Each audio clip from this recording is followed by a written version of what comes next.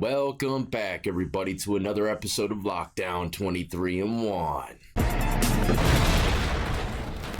Today, we're jumping into a courtroom to witness the sentencing of an 18-year-old girl by the name of Megan Imirowicz. Imirowicz. I don't know how to pronounce her last name. We're just going to call her Megan for the show. But it says here that she's accused of killing her dad by dousing him in drain cleaner, which left him gravely ill until he died 6 months later. She was found guilty of using harmful devices or irritations causing the death of her father. Prosecutors claim that Megan threw the powder on her father because she was upset with him for being too drunk to take her to her hair appointment ahead of her 18th birthday party. Wow. I wonder if she actually knew what she was throwing on him. I believe she claimed she threw a loaf of bread or something. I don't know. If y'all want to do the deep down research on this case, go right ahead. I'll leave it linked in the comment section below. But your host is only here for the sentencing, and I'm going to give you my 2 cents on it, man. It's pretty crazy. I do know the end result to this, and I'm not going to lie, it's leaving kind of a bad taste in my mouth after watching it. How does that happen? I don't know, but let's get into the courtroom. Hopefully we have a good analysis today. Those of you that might be new, you don't want to miss that courtroom analysis, I'm trying to tell you. Makes your day so much better after watching one. But anyways, if you enjoyed, tap that like, subscribe, notification bell before you leave, and check out the playlist with many more lockup related videos for you to start watching today. One more thing I forgot to mention before I press play. Congratulations to Mr. Shad. Hopefully I pronounced it right, but he bought my artwork in less than 30 minutes after posting the link, I believe. So I will be making a custom shout out to you and Shorts, and anybody who purchases my artwork, you'll get the same personalized treatment as well. A memory that will live on YouTube forever, not to mention in my mind. So thank y'all, and thank you, Shad. Your Honor, good afternoon. Frederick Mellon, on behalf of Mr. Imirowicz, who's seated to my Good right. afternoon, Thank you. Your Honor, Your name ma'am. for the record, please. Megan Imirowicz. And Mr. Imirowicz, today's the date and time for your sentencing. Do you understand that? Yes. Okay. Mr. Sands, have you an She opportunity seems to very review the calm and PSI? collective. I have, Judge. I do have corrections I'd like to make, and I included in my collected? sentencing Which memorandum. As pertains to the OVs, I believe that OV 10 should be scored at 5 points, and that OV 5 should be scored at 15 points. I did state the reason for that in the memorandum. It would not change the overall guidelines, but I believe those are correct. Okay. Well, why Mr. bring Miller? it up, Your Honor, buddy? I've discussed it, and I believe that that is correct. Okay. Those are correct, I should say. Okay, so with regard to the OV, there's a stipulation. Correct. Okay. Court will accept the stipulation. And again, the overall OV guidelines would not change. 5. Don't at 15 interrupt points. the judge. Is there a stipulation with regard to the second OV? Yes, Your Honor. Okay. Court will take the stipulation. Man, it's time for a premature courtroom analysis. That's right, man. This is the first time I've ever seen this. The Teflon line separation sheet to make sure nobody gets a squabbling in the courtroom, because there are families that be beefing in there sometimes. But words have never hurt me. Not with that Teflon drape swinging. Drop top, drop top, drop top, mini drop top, and drop top. A lot of convertibles driving through the courtroom today. Beautifully handcrafted church pews reinstalled into the courtroom. Happens in courtrooms all across the country, gives it more of a nostalgic feel. Perfectly assorted lineup of rhino-line skin chairs. Very common in the courtroom, very pricey. You must be 6 feet tall to ride this ride over here, y'all. Good gracious, look at that podium. Hand-whittled Antarctic birch from the antiquities of the hidden Dorset tribes. Magnificent. And good gracious, I never seen this. Brand new Elon Musk gyrating 360 microphone. They say it'll be for sale for streamers around 2077. Now the judge's work area is very plain, but I couldn't help but to notice the beautiful concrete pallets behind her, known to have been dated back to 25 BC and have some of the highest ranking Roman centurions walk on it. Of course you have to have a plain desk with something so miraculous in the back. Opus cementitium is the legal name to this concrete. I didn't even realize that EKG machine back there. Look, man, y'all know that when I say these things, it's not really real. I'm just making stuff up to get good laughs out of y'all. Give the courtroom a different feel unlike anyone else does on earth. And Mr. Imirowicz, today's the date and time for your sentencing. Do you understand that? Today's the date and time for your smoking. Mr. Do you Sands, have understand you an that? opportunity to review the PSI? I have, Judge. I do have corrections I'd like to make, and I included in my sentencing memorandum. As pertains to the OVs, I believe that OV 10 should be scored at 5 points, and that OV 5 should be scored at 15 points. I did state the reason for that in the memorandum. It would not change the overall guidelines, but I believe those are correct. OV 10 at 5 points. Is there a stipulation with regard to the second OV? Yes, Your Honor. Okay. Court will take the stipulation. Nice. Even though it didn't Total change OVs nothing. now are at 75 points. The guidelines do not change.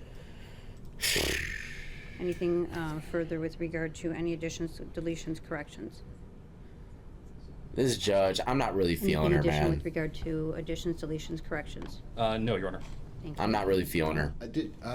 No, Your Honor, although I do have a letter from her younger sister and younger brother. Technically, they're victims.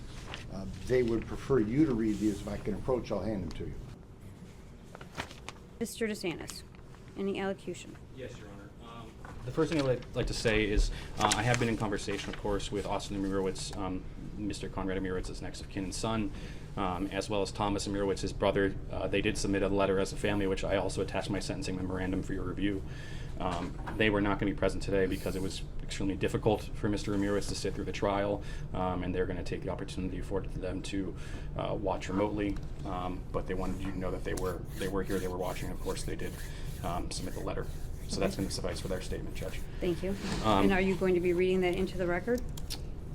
It's attached to the sentencing memorandum, which I did e-file, Judge, so it's already in the record. So I didn't need to, unless Your Honor has not read it. I assume you have. I have read it. I figured. Yeah, we don't need to read it. We don't I need wasn't to read going it. to read it today, Judge. As to anything else, Judge, I don't have a ton to add, if I may.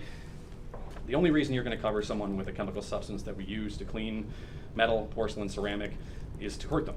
And that's not the case of someone like throwing a punch and the victim falls and hurts themselves. If she had done something like that or gotten on top of her father and struck him over and over and over and over and over, the harm still would have been less in this case. She chose to do this particular method. So I think that's something that should be taken into account in your decision. Yeah. The other thing I would say is that, of course, when she committed this crime, she didn't just deny, didn't take his life alone. She also denied the family, a father, son, and a brother, and also she took herself away from her family too. Her actions took away Thomas's niece, Austin's sister, Morgan and Ian's sister. You're supposed to have your siblings around you when a parent passes, and in this instance that couldn't happen because of her choices and her responsibility. So I think those are things you should consider. Thank you. Go ahead, Mr. Moore. Thank you, Your Honor.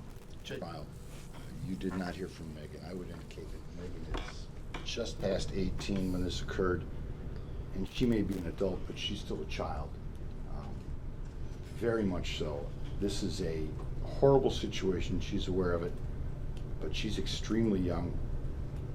I don't believe she's an adult at all. She needs help, and I'm just requesting you to go to the bottom of the guidelines. Mr. Mirowitz, anything you'd like to say? Can I get one? Is it possible to release one hand so she could turn the page? Deputy, is that okay? Yes. If it was me, they wouldn't release nothing. And second of all, if it was me, they wouldn't have said I'm a child. Even if I'm 18, they would have said, "Sir, you're an adult, you idiot. You know that, right? Or You're you can done. Go to the podium. You're an adult now. Stand up and do it. You can. All right? Okay. 18 too, man. You know better. You might do stupid decisions, but you know better than to do really, really, really stupid decisions. At least I did. I knew better than to blast people's face off, let alone throw chemicals on my sleeping, passed out, drunk dad. 19 years ago, I was placed into the arms of the first man to ever love me. The man I'm lucky enough to call my dad. Growing up, he became so much more. He was a storyteller, a tooth fairy, a friend and hero. But through it all, the one thing that never changed was that he was mine. One of the biggest things overlooked in this case is that me and my siblings lost our dad too. That loss has severely broken us. My little brother was diagnosed with severe depression, and at his age that will probably take over most of his life. He wasn't allowed to say goodbye to my dad. He's 15 and not only has to live with that scar, but at the same time has to watch his big sister fight to come home. My little sister is still traumatized from having her car surrounded and her sister taken away. And worst of all, until the police blurted out our dad was gone, we had no idea. She too was kept from saying goodbye and is also struggling as she watches me go through this. My mom lost him too. Nobody sees that, but that's true. They were in love once. She mothered his kids, and she lost him. And you poured And the then freaking there's chemicals on him. It's almost been 2 years and I haven't been able to mourn. I refuse to think he's gone because no part of me can handle losing him. Those first few days when I moved back in with my mom, I couldn't sleep. Some nights she'd wake up and find me crying on the bathroom floor. And every night I slept with a picture of him, and losing him has taken every belief of love, hope, and happiness and destroyed it. I am the best parts of him. I'm his daughter. But without him, I don't know who I am anymore. He was my reason, and now every day I battle with self-harm. When I was younger, I'd count the days until I could live with my dad full time. And when that day finally came, for the first time in my life, I could finally exhale. He was my best friend, and the person I talked to about boys, the one who knew every single thing about me, and my favorite person to laugh with. My dad has always been the one constant in my life.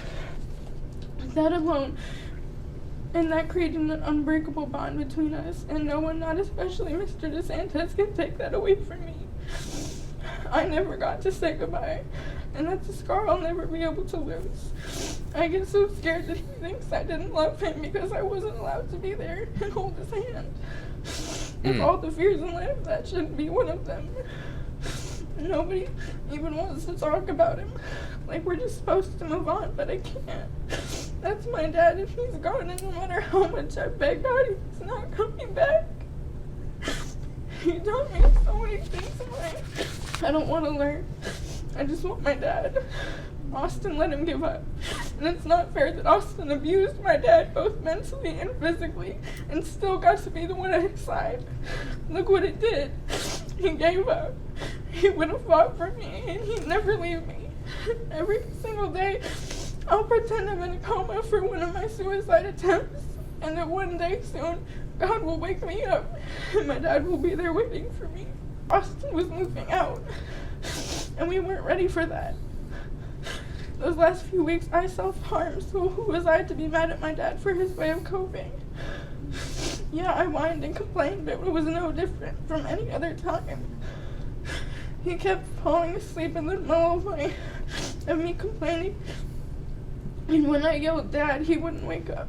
So I tossed some bread at him because he pees in bags and puts them on the floor, and it leaked that day, so I couldn't get to him to tap his leg.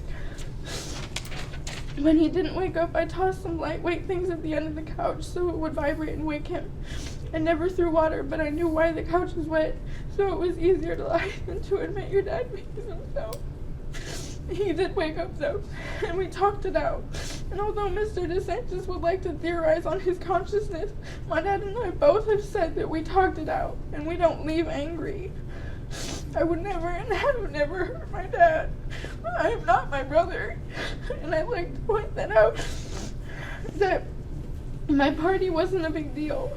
I'd already celebrated, and if the hotel didn't work out, me and my friends would have still hung out. The only thing that excited me about turning 18 was that I was finally old enough to hold the puppies at the 12 Oaks Mall. You want to know how I spent my birthday? My dad woke me up with cake and my favorite foods. My dad was proud of the girl I was becoming, and even now I know he's looking down from heaven, proud that I've been strong enough to get here. He's strong enough to still fight. I didn't just lose my dad, but I lost my big brother. And this whole time I've tried to hate him for what he did, but I can only forgive him. And I hope he knows that I'll always love him, no matter what. One of my biggest fears moving forward is that people will think that I'm some monster, something I'm far from. Mr. DeSantis so badly wants to take away my future without a care that for the past 17 months, I've sat and faced some of the hardest punishments. My great uncle died, and again I didn't get to say goodbye. My brother needs me, and I can't be there to help him. Greatest of all, I have to live in a world where my dad is not. I have to live with the fact that I didn't even get to say goodbye or I love you. That alone is a lifelong punishment. And no matter how Mr. DeSantis tries, he can't make me something I'm not. My one question is, what gives anyone the right to judge without knowing what's in the heart? As I stand here, I'm being judged without being known. The prosecution's job is to make me look bad, but he himself doesn't know me. What part of me makes me a monster? Is it the kids who teaches kids? Is it the girl who teaches kids about God? Is it the girl who every year for her brother's birthday threw him a surprise birthday party just so he'd remember I loved him? Or is it the girl who quit her job to take care of her dad? We as humans spend our whole lives judging others without knowing anything about them except what others say. But when will it stop? What gives us the right? You know how many people stand up and get persecuted only to be found guilty, yet years and years later are actually found innocent? Those mistakes ruin lives. I want to be the change. Since I've been in jail, I've taken the time to mature and find my strength. I've learned a lot. I've met people with stories like mine and others who are given second chances. I spent the past 17 months in the crazy people pod because my close friend can't move for security reasons and I refuse to leave her side. She's been my rock and the only person who keeps my dad's memory alive for me. I have so many goals in life and I need your help to make them happen. I'm 19 years old. That's not a lot and I don't get in trouble. I have my whole future ahead of me. I want to go to Hope College with my sister to get a degree in psychology and then transfer to SVSU for marine biology. One day I want to open a marine rescue and rehabilitation center. We're along with helping rehabilitate marine life. I will set up programs to help kids with depression or troubled kids who need a good outlet, find a purpose through giving animals their purpose back. I know it sounds silly, but it's my dream. I want to change the world. My future isn't just about me though. It's about my family. It's about the little boy at home who needs his sister. I want to watch him grow up and have his first girlfriend and to make Eagle Scout. It's about my sister. I've already missed milestones of ours. And more than anything, I want to be by her side again. I want to be there to remind them about her dad and who he was. It's about my grandparents who aren't getting any younger, who constantly have health problems. I want to spend time with them while I can. For them to see me marry my boyfriend. Everybody's got siblings. Any more goodbyes? You happen to have killed one of them. It's about my mom, who's become the reason I'm still strong.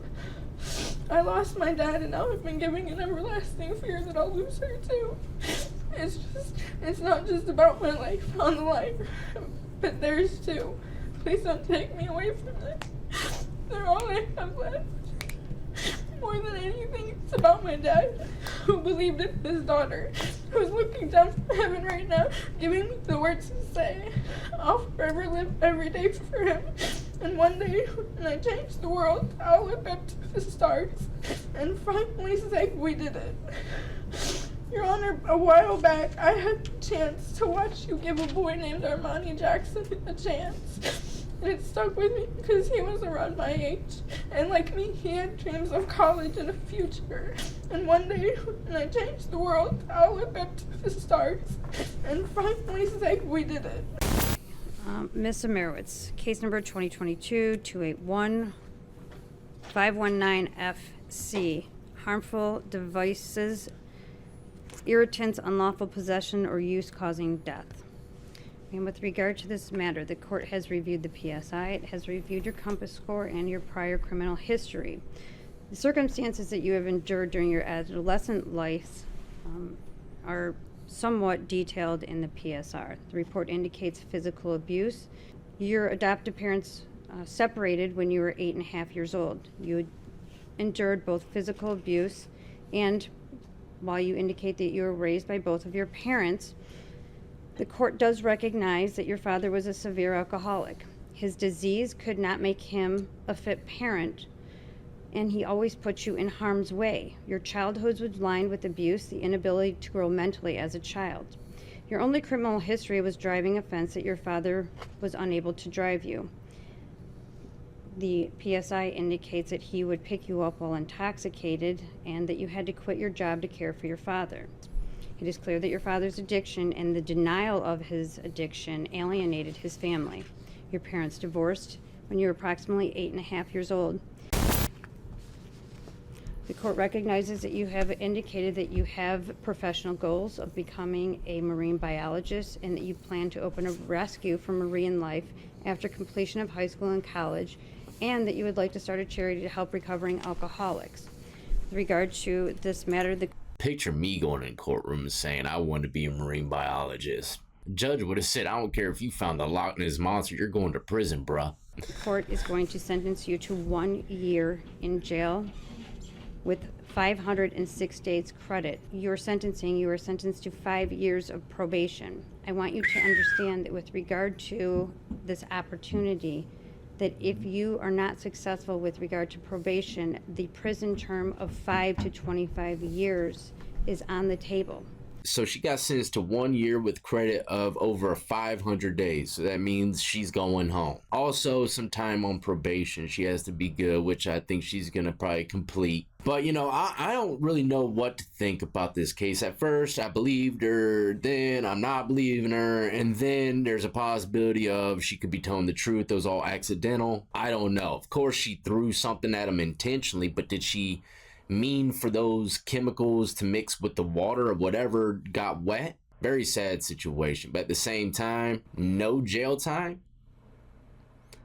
That's unreal to me. Either way, y'all can do your own research, come up with your own conclusion. Let me know in the comment section below what you think.